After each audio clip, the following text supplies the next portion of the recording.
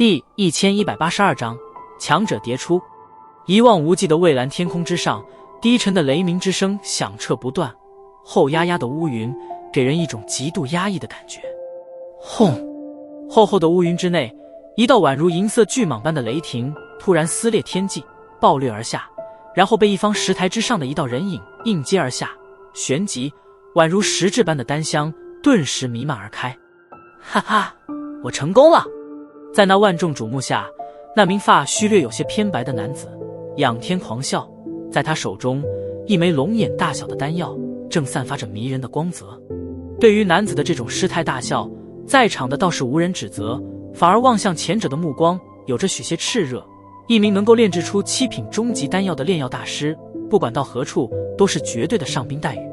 如今的丹会已经算是进入到了后半段，在这种时候还在继续炼丹的只有这2种人，一是真正的有大能力者，另外一种便是滥竽充数者。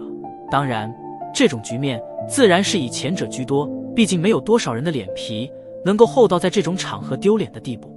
石台上依旧升腾的丹会，仔细数去还有着36朵，也就是说还有着最后36位参赛者正在精心准备着他们最为拿手的丹药。而这36人自然也包括了萧炎、曹颖、木谷老人、丹晨等等被视为此届丹会冠军的有力争夺人选。萧炎盘坐于石台之上，那在天际响彻的雷鸣之声已经自动被其过滤，他的所有心神毫无保留地投注在了药鼎之内。此刻在那药鼎之中，碧绿火焰熊熊燃烧，炽热的温度令得丹炉都是略微的有些泛红。而这些都并非是萧炎所关注的目标，他的视线一直皆是紧紧地盯着那火焰之中滴溜溜旋转的圆形之物。这所谓的圆形之物，自然便是那融合了100多种药材精纯药力所具的精华之物，只不过如今的这东西已经从当日的拳头大小变成了如今的鸽蛋大小，而且其形状也是在火焰的煅烧中显得越发的圆润。而伴随着这枚圆形之物体积逐渐的缩小，一股令得萧炎都是颇感震撼的能量波动也是在隐隐间的成型。这种程度倒是已经逐渐的超越了寻常的7品顶峰品质的丹药。对于这种变化，萧炎也是满心欢喜。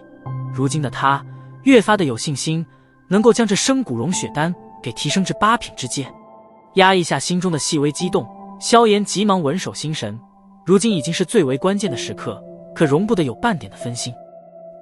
在萧炎这边全力炼制着丹药间，其他一些石台上众人也是满脸凝重，一些人的脸色已是逐渐的显出苍白之色。显然这种高负荷的消耗对于他们来说实在是有些不太好承受。砰！在那无数道目光的注视中，天空上某处突然响起一道低沉的爆炸声响。当下所有人心头都是一沉，目光飞快望去，然后便是见到一名中年男子正脸色呆滞地望着面前的药鼎，其内隐隐间有着紊乱的能量波动传出，显然在炼制中他出现了一些意外事故。怎么可能？中年男子呆滞地望着药鼎，眼睛瞬间便是变得血红起来。辛苦了将近20多天的时间，如今却是彻底功亏一篑，这种打击对于他来说实在是太过有些难以承受了。望着中年男子那呆滞的神色，众人心中也是一声暗叹，为此人感到一些惋惜。失败对于炼丹来说并不罕见，但在这种时候，一次细小的失败或许便是会判定你失去了与群雄相争的资格。有人欢喜有人愁，有人成功自然也会有人失败，丹会从来都不是扮演喜剧的舞台。在接下来的10日中，那剩余的30多人也是陆续的有人成功将丹药炼制而出，当然也有炼制失败的，这些人无一例外皆是变得颓废了许多。虽说即便炼制成功也不一定能够取得前10名额，但至少那还有一些机会，可炼制失败了，那就半点机会都是没有了。在这种时候还能遗留而下的参赛者，即便是放进丹塔，也绝对是能够与一些长老相提并论，甚至一些佼佼者，即便是丹塔的长老都是远远不及。在这段10日中，广场周遭的无数人心情也是被提得老高，这种时候说不定一眨眼间便是将会有着一名被他们视为丹会黑马的参赛者因为一些细小因故，从而导致炼丹失败，丧失继续竞争的资格。在这种时候，他们方才感觉到炼丹这种事果然不是寻常人能够做的。在那无数道期待目光的等待中，又是5日时间悄然而过。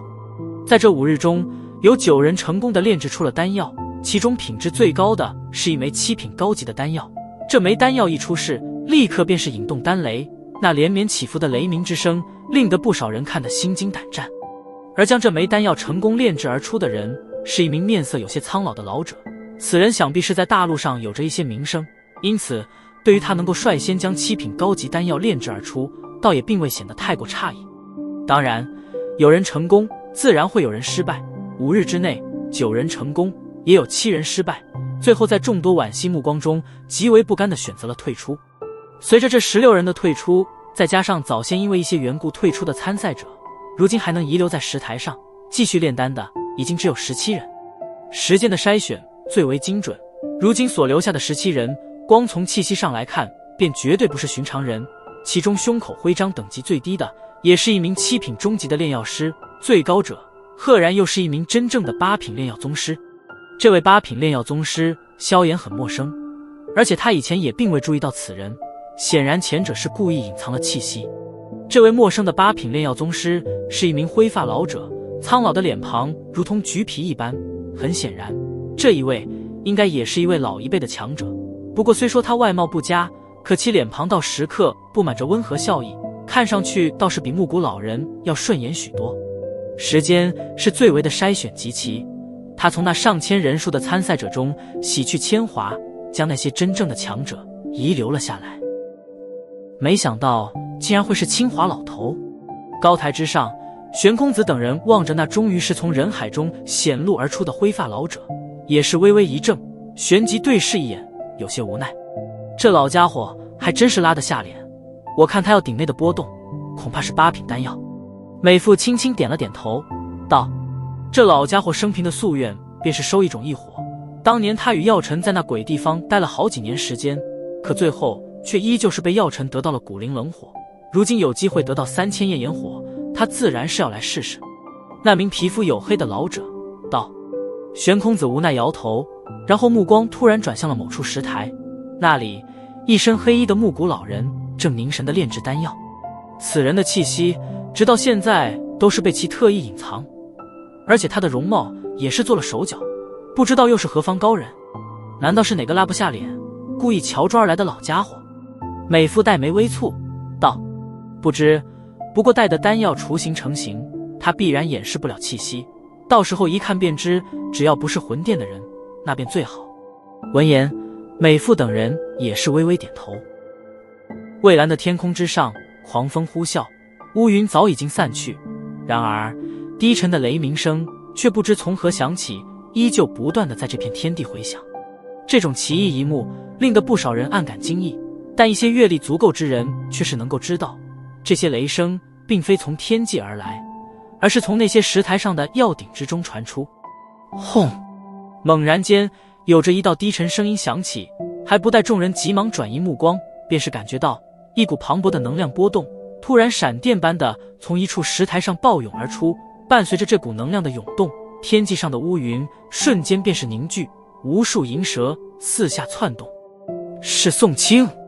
有人眼尖，终于是看见，在那漫天乌云下，那一直都是盘膝而坐的宋清突然昂然起身，意气风发地望着天空上那厚沉的乌云，这是他的杰作。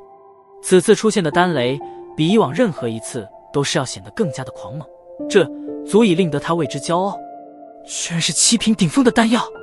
看这模样，比前面出现过的7品顶峰丹药品质还要更高啊！